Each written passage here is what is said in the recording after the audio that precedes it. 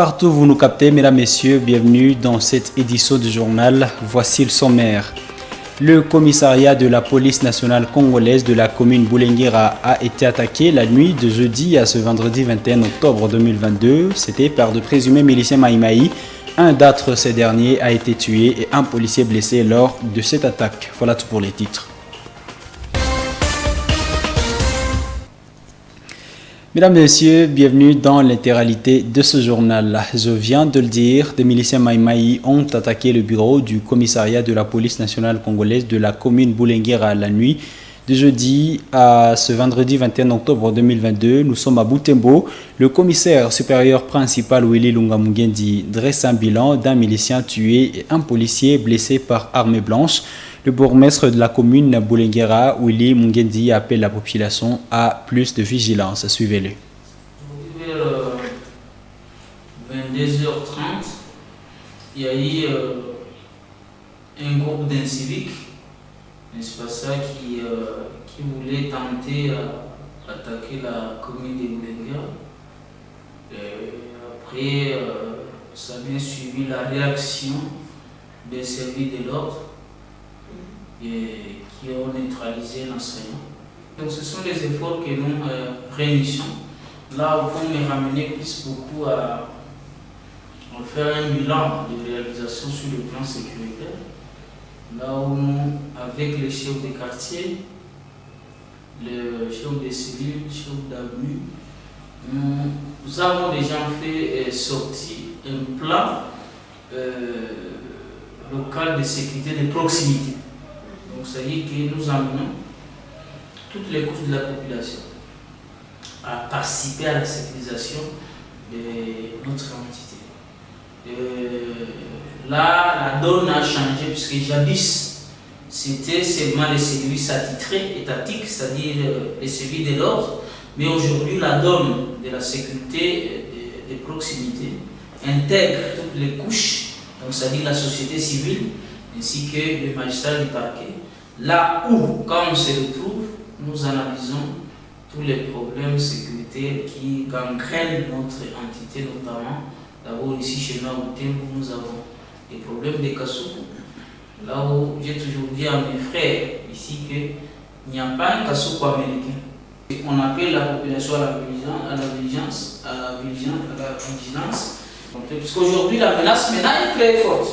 Si aujourd'hui nous quittons, nous arrivons à une situation où on va faire exploser une bombe dans une ciné là où il y a des enfants. N'est-ce pas ça? Là, on ne choisit pas. La couleur, on ne choisit pas. N'est-ce pas ça? Le tribu, on ne choisit pas. Un membre de famille, donc ça veut dire que nous tous, nous sommes emballés dans cet état-là dont on doit être réveillé et faire face à cette menace. Poursuite ce vendredi 21 octobre du dialogue social organisé par l'inspecteur de la territoriale adjoint du Nord Kivu. Après une assise avec les différentes couches de la société civile, les différents responsables des services étatiques de la ville de Butembo ont à leur tour participé à ce dialogue initié dans l'objectif de renforcer le mariage civilo-militaire en vue de mettre fin à la situation sécuritaire précaire dans la ville de Butembo. Suivez ce reportage de Georgine Tawitemwira et Luciana Moussivirwa. Ils sont plus de 200 agents étatiques de la ville de Butembo qui ont pris part à ces échanges. Tout a tourné autour de la question sécuritaire qui prévaut dans la ville ces derniers temps. Pendant plus de 2 heures, les participants ont énuméré les problèmes auxquels ils font face dans leurs entités respectives. Les agents de l'État présents à ce dialogue ont salué cette initiative de l'inspection territoriale de la province du Nord Kivu. Nous venons de participer à une rencontre avec les autorités statiques. L'idée fondée de cette rencontre était le mariage civilo-militaire. Et dans cette perspective, nous avons renforcé la sécurité.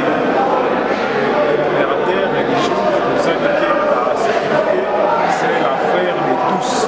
Donc, chef de cellule, chef de quartier, bourgmestre, maire de ville, commandant ville, militaire, nous devons tous nous impliquer dans la sécurité de notre ville. Vraiment, je suis satisfait de l'échange qui s'est passé. C'était la scène que l'inspecteur, je remercie d'abord l'inspecteur du fait qu'il a bien préparé l'activité et qu'il a mis au point le mariage civilo-militaire que j'encourage bien.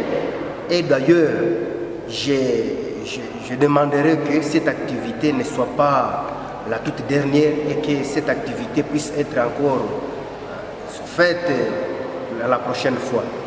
Je vais faire d'abord une restitution avec ma base.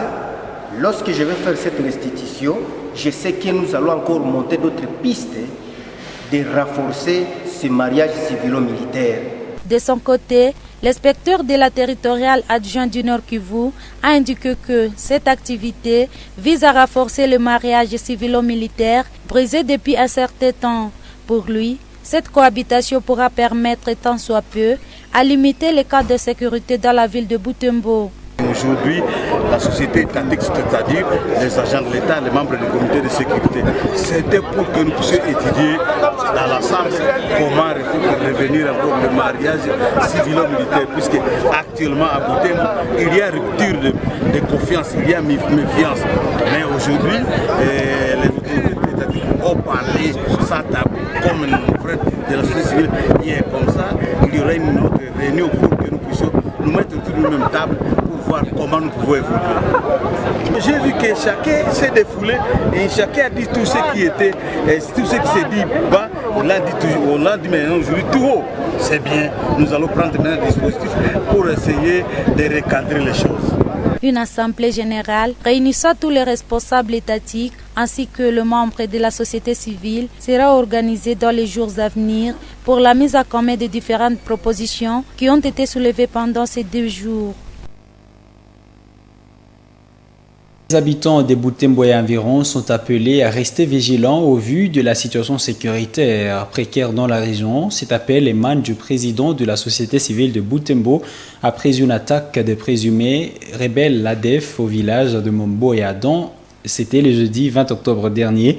Matesanane invite la population à ne pas céder à la panique, mais plutôt à collaborer avec les services compétents pour barrer la route à l'ennemi. Matesanane s'est entretenu avec Delphin Voya. Nous interpellons, nous appelons les différentes couches de la population que nous devons vraiment être unis et soudés.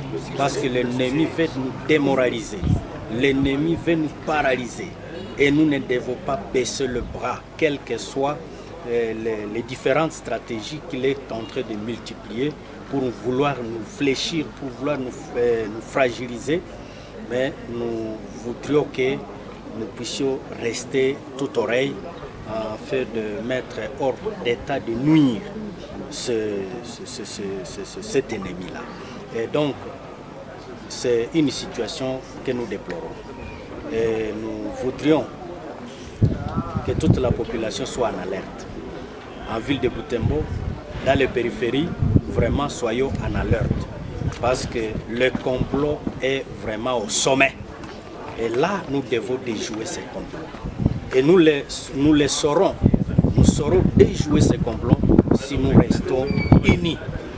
Et je l'ai toujours dit, même certaines personnes qui sont dans la population et qui peuvent être complices de l'ennemi, soyons promptes de les dénoncer.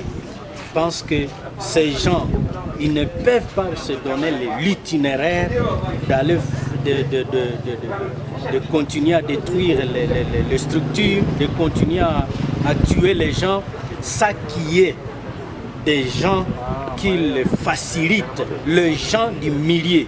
Et là, nous devons donc être vraiment courageux à dénoncer des gens pareils pour que nous mettions fin à cette barbarie qui commence vraiment à pénétrer même jusqu'aux chambres à coucher. Au lendemain de cette attaque menée par des présumés rebelles ADF au village de Mamboya, les habitants vivent dans la peur. Moto TV a interrogé une rescapée de cette attaque qui revient sur la situation qui a prévalu lors de l'incursion de ces terroristes. Massika Jeannette, qui venait de subir une intervention chirurgicale a été abandonné par ces rebelles suite à sa situation de santé. Elle rencontre cette triste situation dans ce propos recueilli par Mme Penzi Mazikeli.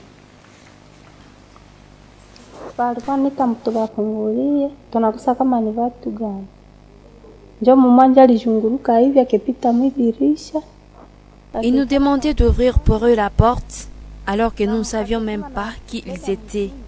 L'un d'eux est entré dans cette chambre à travers cette fenêtre, puis il s'est assis sur ce lit, puis il a commencé à tabasser ma garde-malade avant d'aller avec elle dans une destination jusque-là inconnue. Par la suite, cet inconnu est retourné ici, demandant mon téléphone. Pendant ce temps, les autres inciviques ont cassé de force la porte. C'est ainsi qu'ils ont pris plusieurs autres gardes-malades. Ils m'ont laissé ici juste à cause de mon état de maladie. Pendant ce temps, il s'est précipité à rentrer. C'est à ce moment-là que j'ai vu 2 gardes entre leurs mains, déjà capturés. Ces hommes étaient habillés en tenue tachetée et les foulards sur leur tête. J'avais pas le choix. Il n'y avait pas moyen que je puisse courir vu mon état critique.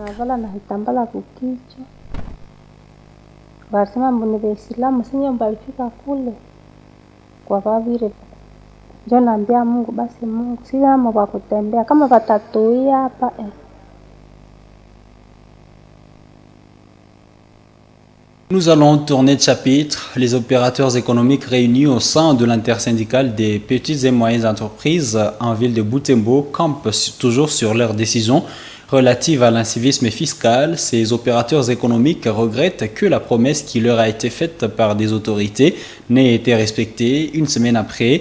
Comme promis, la délégation du gouvernement central qui viendrait de Goma n'est toujours pas arrivée. À l'issue d'une réunion tenue ce vendredi 21 octobre, les opérateurs économiques ont décidé de maintenir leur décision consistant à ne pas payer les taxes jusqu'à ce que cette délégation foule le sol de Butembo. Patrick Tongo est leur représentant. Voici son propos recueilli par Delphin Voyen.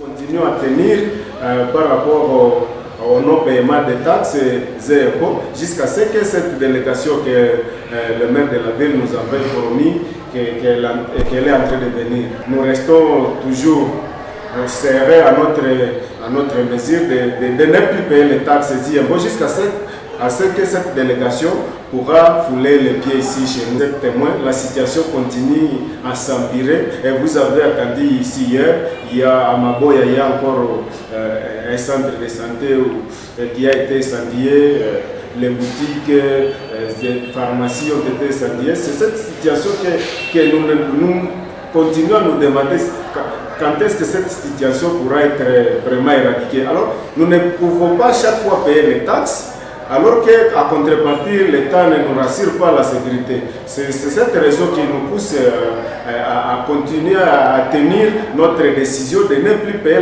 les taxes tant que nous ne serons pas en sécurité. Tant que l'État ne sera pas capable de nous sécuriser, nous et nos biens, nous ne paierons aucune taxe et impôt. Un message à lancer à nos opérateurs est de rester toujours calme et de rester toujours positionnés par rapport à cette mesure jusqu'à ce que nous aurions gain de cause par rapport à notre situation qui est en train que nous sommes en train de vivre ici chez nous. C'est ça, nous avons quand même un compromis avec l'autorité de l'État. Nous promettons qu'il y a une délégation qui va venir. Alors, c'est là que nous tenons notre promesse. Alors, s'il faut faire là-bas une année, je ne sais pas, 3 ans, en tout cas, franchement, nous resterons toujours sans payer aucune taxe et impôt. Jusqu'à ce qu'ils viendront voir comment nous allons prendre un terrain d'attente avec cette délégation. Le président congolais Félix-Antoine Tshisekedi Tshilombo a séjourné au pays des Nana Akufo-Addo jeudi 20 octobre en mission officielle. Ces 2 chefs d'État ont examiné les relations bilatérales de leur pays avant de scruter à fond la situation sécuritaire qui prévaut dans la partie est de la RDC. S'agissant de cette question, le président ghanéen Nana Akufo-Addo a promis exposer la situation de l'insécurité de l'Est et de la RDC au Conseil de sécurité des Nations Unies le mois de novembre prochain, mois pendant lequel son pays sera membre permanent du Conseil de sécurité des Nations Unies. Retrouvez des détails dans ce reportage de la presse présidentielle. 21 coups de canon tirés à blanc résonnent depuis le parvis du Jubilee House d'Accra au Ghana. Un invité de marque a fait son entrée ce jeudi 20 octobre 2022 dans ce palais présidentiel. Exécution des hymnes nationaux et honneurs militaires, le président de la République démocratique du Congo est en visite officielle. À la porte vitrée où l'attendait son homologue de la République du Ghana, l'accueil était chaleureux. Monsieur le Président.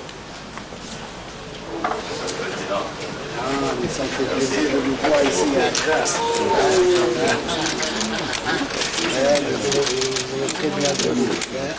Très bien passé.